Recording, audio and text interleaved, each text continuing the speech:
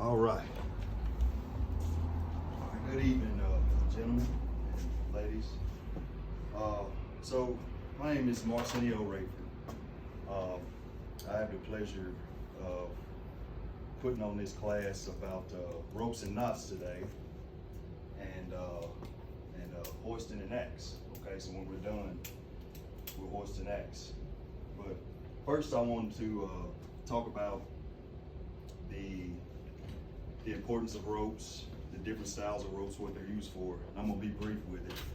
So you got different types of ropes in the fire service, or in general. You have life safety rope, you have utility rope, you have personal escape rope, and what's another one? You have rappelling rope, okay? So with this particular skill we're gonna do today with hoisting an axe, we're probably gonna use a life safety rope here, okay? So again, I'm Marcinio Rayford. This is gonna be the class here, hoisting an axe and ropes. This, my reference material is coming out of Fundamentals of Firefighter Skills, the second edition, Jones and Bartlett, chapter 9, firefighter tools and equipment, okay? So let's go over the objectives really quick.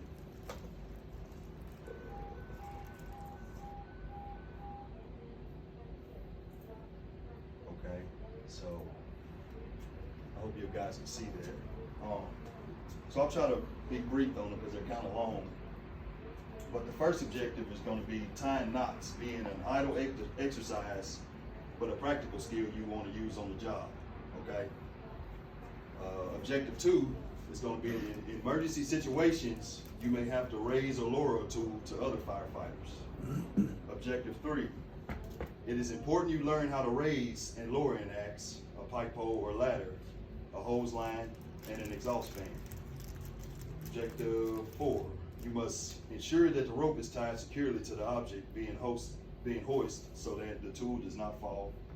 Number 5, additionally, your co-workers must be able to remove, place the tool in service quickly. 6 is when you are hoisting and lowering a tool, make sure no one is standing underneath the object. And finally 7, an axe should be hoisted in a vertical position with the head of the axe down. Okay, those are the 7, and I'm gonna briefly go back and go over them, and I'll just kind of flip through these PowerPoints so you guys just do the best you can follow along. Any questions so far, Justin? Yes, sir. Do you have a outline of stuff we're going to kind of go over? Yes, I do. Thank you for reminding me. I appreciate it. Thank you, sir. So I'm glad you said that. An outline of this class presentation is here so you can follow along if you can't see that board. Thank you. Okay. So there's you guys' outline. Okay. So let's talk about let's talk a little bit about this. Let's go back to the first objective. Okay, so the first one was tying knots. Okay, it says tying knots is not an idle exercise, but a practical skill you want to use on the job. Okay, so does anybody want to explain, or any volunteers that want to explain why tying knots are important in the fire service? Anybody? Just something brief, you know, you don't have to be right or wrong, just a comment. Anybody? Not yet? Okay. Well, so I come up with a couple. Okay. One is if you don't use it, you're gonna what? Lose it. Thank you.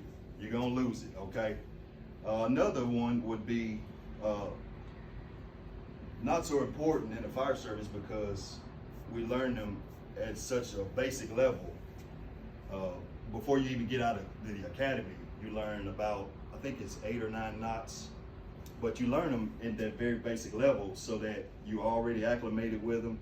You can always go back to them and reference them if you need to move something or tie a knot to anything. So you learn knots before you even come out of the academy, okay? So with those basic knots, I'll kind of refresh you guys' memory of them. Okay, so Matter of fact, I'm gonna get you guys involved in them. Y'all holler a couple of them out to me that we learned in the academy. I got 8 of them right here. Figure 8. Figure 8, yep. That's Figure 8 one. on a bike. Figure 8 on a bike, yep. Clove hitch. Clove hitch, that's 3. Bow lines. Bowling, yep, that's 4. What about a Beckett bend? 5, okay. Butterfly down. Yep, butterfly. And then what about You got a clove hitch. clove hitch? Thank you. That's a good one. So what about the figure 8 follow through? Y'all remember that one? That's a hard one, wasn't it? And then of course the water knot. We hardly ever use that, but it's fun when you take a rescue ropes class with Swift water. Okay, so that's why tying knots is shouldn't be idle on your mind. You should always kind of brush up on them, practice them, and because it's a skill we always gonna use. Okay. All right. So for the next topic, for the objective 2, in emergency situations, you may have to raise or lower a tool to other firefighters. Okay, and that's pretty much part of our whole our practical here. We're gonna do at the end of the lesson. Okay, we're gonna hoist the pickhead axe upstairs to another firefighter. Okay, so I have a couple examples of things that we would may want to hoist upstairs to the 2nd level. I got anybody want to share this? This is a PPV fan. You can do. I got a New Yorker down here. I got a nozzle. Where sometimes we can't get to the fire, the seat of the fire, we may have to pass the nozzle upstairs. Okay. What are some other things you might want to hoist upstairs? Like say if you're on a RIT team, Shane, what would you might need to get hoisted up there if you're on RIT and forgot? K12. Yep, that's it. K12, air bottles. Okay. All right. So moving on. Step 3. It is important for you to learn how to raise and lower an axe, a pike pole, a ladder, a hose line, and an exhaust fan. Oh man, dang, we just so happen to have all 4 or 5 of them right here. But yeah, it's important, guys. If I were a firefighter, showing up 3rd or 4th on scene, and I needed to, somebody was hollering for something, and they said, well, hey, I'll tell you what you can do. Give me a PPV fan, and I couldn't do what they needed me to do. Man, I'd feel terrible, man, if I couldn't, hoist that and tie that rope up there to hoist that PPV fan up to them. I would feel really bad about this. So, I'm guilty of it. There's a lot of firemen guilty of it, man. Let's continue to practice these knots, and so that way, if we do need that, or a nozzle, or a pick head for anyone to use, then we can get it in up to them and they can use it. Okay. One more thing for step 3. Why is it important for you to know? Well, it may be the only way to get the tool to the firemen upstairs if there is an entrance blocked, if they have no means of egress, say conditions changed. There's all kind of stuff and things and situations that can happen on the fire scene. So we would probably use that as a worst case scenario, but we need to know how to do it, okay? All right, let's move on. Let's be quick. So 4 is you must ensure that the rope is tied. You must ensure that the rope is tied securely to the object being hoisted so that the tool does not fall. That's a good one. Super important, right? Okay, anybody want to help me out? Safety knots. Safety knots, perfect, appreciate it. What do you think, Justin? Why is it critical for step number 4 right here, ensuring that the rope is tied securely? If the object falls, it could hurt or even worse, kill somebody. That's right. You got a lot of firemen, man. Sometimes they just want to, maybe it's a couple new firemen, don't know what they're doing, what their job is. They just standing out there watching. Okay, they ain't putting their hands on hoisting that axe, but they standing there watching, And, oh, there it is, right there on their head, Maybe somebody didn't have their gear on right. Is that an outstanding fireman? An outstanding fireman, yep. Okay. Yep, just like I used to be once. Okay, so we still on step 4. I'm gonna keep tracking. All right, so when we making sure these knots are tied correctly and snug, okay, like my man Dilo said, make sure you got safety knots in it. That's a great idea. That's what we learned in the academy, safety knots, okay? All right, so number five, additionally, your coworkers must be able to remove and place the tool in service very quickly, okay? So that's a given right there. So let's go to a captain, somebody's been here for a long time. Why would we want to do that, Captain Hogan? Why would we want to be able to tie the tool up so that the people up there can access it quickly? Why would we want to do that? You don't want them waste. They're already in the hot zone. You don't need to be wasting a lot of time trying to untie a knot that's been too tightly tied or difficult to undo. Because you need what you asked for right then. Perfect. So, and I'm gonna hit on what you said, they already in the bind because you having to hoist the tool up to the window instead of taking it in, by foot. So, hey, you gotta get it there, man, whatever you gotta do, make sure it's done right, make sure it's safe, and send it on up there. Okay, we're gonna move on to step 6, okay? All right, so when you're hoisting or lowering a tool, make sure no one is standing under the object. Okay, that's kind of like 4 almost, but we're gonna kind of, give them what they want. When you're hoisting that tool, make sure nobody's standing up under it. I know I mentioned the outstanding firemen out there watching everybody else work. That could be a perfect example of, of step 6 and why you want to make sure nobody's standing under that object. Okay. Maybe somebody decided to deploy a ladder at the last minute. Now they're in the way. You got a question? Any questions? But a valid point could potentially be a pedestrian, if it's like a heavily congested area. Of course, we want to make sure the scene's safe and keep the public from getting close to the scene like that. But you never know, it could be more than just a firefighter that potentially could be underneath that object. Perfect. Yep. Man, we have people on scene. I hadn't seen it very much in my career. I've only been doing it about 8 years now, but I've heard horror stories about pedestrians and people coming up when that house is on fire, trying to grab their stuff. We're working with this tool in the air on this rope and tethering it. It's just not good. Maybe that pedestrian or that building occupant could, potentially hurt one of us by messing up our system and what we got going on. So that's a very, very critical point that the publishers put in that lesson. So let's see. Let's go back over all of them one more time, just briefly though. Okay. So what did we learn today? Okay. So we learned why tying knots is important and how we shouldn't, it shouldn't be idle on the mind. That should be something like an engine. Keep it running. Start it up every now and then.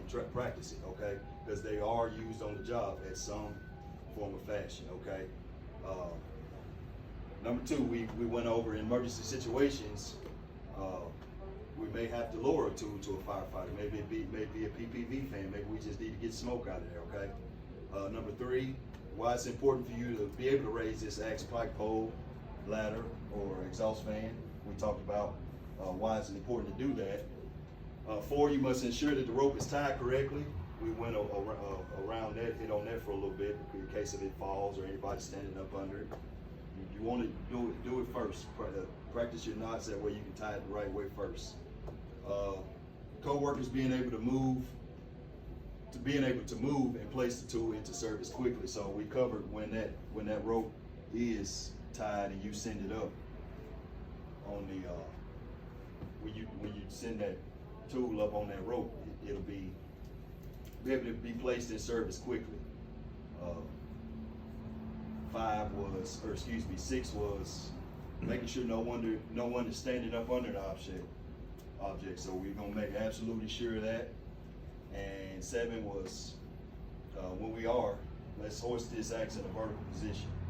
That way we are sure and everybody else can see what's going on with it also. And also that fireman up top, he could just grab it, untie it, and he already got it in a ready position. Okay, so it looks like they have two.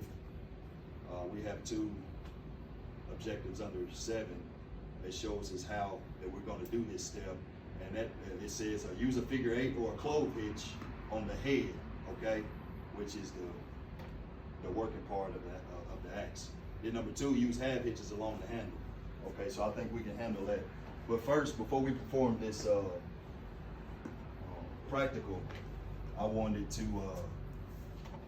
share all of the steps with you guys one by one, and I got I got a few examples. And, like I said, in step 1, the team that needs the extra lower rope with the extra rope to tie down. So basically, that team at the top that's requesting that tool, they would first lower the rope down so we can tie our knot on our tool to pass it up. Okay. Step 2, we're gonna tie a figure 8 on a bite to make a small loop. Okay, that's gonna be our primary knot. All the 8 knots that we were talking about learning in the academy, that's gonna be that figure 8 on the bite. Okay, but they're saying this one needs a small loop. Okay, why does it need a small loop, Shane? Not a big loop. To stay on there. Yep, So it doesn't in order slip to around. secure it. Yep, thank you, I appreciate it. Yep. So small loops would secure it to the axe, the head of the axe better, okay? Let's see, where's step 3? All right, so moving forward, step 3, we're gonna take that figure 8 on the bite with that small loop, and we're gonna place the loop over the head of the axe, near the handle, right? Just like what's pictured right there, okay? Then step 4, we're going to pass the standing part of the rope around the head of the axe. So it'll kind of it'll hug it and it'll kind of secure it for when we take that tag line up, somebody can hold it with control, right? So that's step 4. 5 and 6. Step 5 is place the standing part of the rope parallel to the axe handle, okay? So we're not tying the whole clove hitch to the handle of the axe or anything. We're gonna want that rope parallel to the handle so it stands right up, right? Okay. 6, tie 1 or 2 half hitches along the axe handle. So we've already got it parallel. We've got our figure 8 on the bite with a small loop going under the head of the axe. We got it parallel like step 5 said. And then step 6 says tie 1 or 2 half hitches to secure it from slipping. All right. Then lastly, 7, it says just prepare to raise the axe. Okay. And guys, don't forget when we do get ready to raise this axe, don't forget our objectives. Okay. One of them was making sure everybody's clear, making sure nobody's up under it that ain't supposed to be there. Let's make sure our knot is tied right the first time. That way, you know, we don't have any failures or have any injuries, okay? And I guess the next best thing to do is when you do tie that rope around that picket axe, just holler up there and let somebody know that it's ready for them to deploy it and pull up, okay? And then also, like Cap said earlier in our objective, I believe it was number 4, don't tie it too tight to where they can't untighten it, okay? That's part of tying the knot correctly. Because with a figure 8, that's an easy one to tie and untie with a gloved hand, okay? So make sure these knots ain't too tight so they can get it up there and deploy it quickly, okay? So next what I'm gonna do is I'm gonna get ready for our practical here. I believe my buddy Shane right here is gonna help me. Okay, so I'm gonna go ahead while he's getting it preparing all the stuff. I'm gonna list what tools and equipment needs. Okay, so 1, you're gonna wear your PPE and gloves. 2, you're gonna tie a figure 8 on the bike, and then you're gonna place a loop around the axe handle, place the standing part of the rope, make sure the rope is parallel, 2 half hitches, and prepare to raise the axe, okay? So I'm gonna get Shane's practical evaluation right here, and we're gonna get ready to perform this for us, okay? So on this practical, this is firefighter skill drill 9-14, firefighter 1 skill 5.1.2, hoisting and axe. Okay, so step 1. Go ahead. He's got his PPE and gloves, eye protection gloves, and then I'll let Shane finish up the Great on the skill. bike with a small loop. Tie your safety knot. More.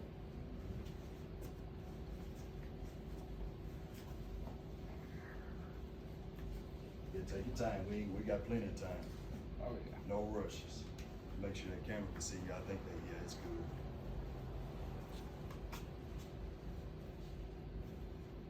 Left me a little bit longer tail there, but it'll be all My right. hero volunteer Shane right here to knock me. How about all that? Alright.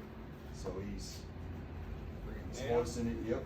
Just like step 4 said, place it around the head of the axe, okay?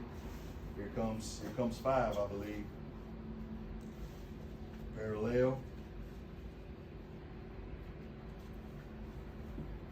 Yep. It's got 1/2 hitch.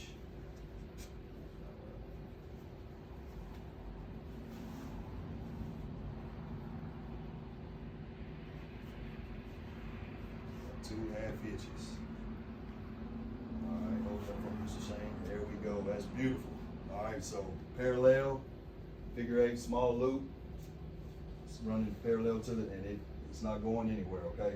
That's gonna be secured. Alright, so that's gonna be all passes. I'm gonna write this in for you, put you in for some training. That'll work. And hey guys, I do have a test for y'all. I think it's 5 or 6 questions, a couple true, false, a couple multiple choice. Hey, thank y'all for bearing with me, and thank y'all for being a part of this class today. I'm Arsenio Rayford. Thank you very much.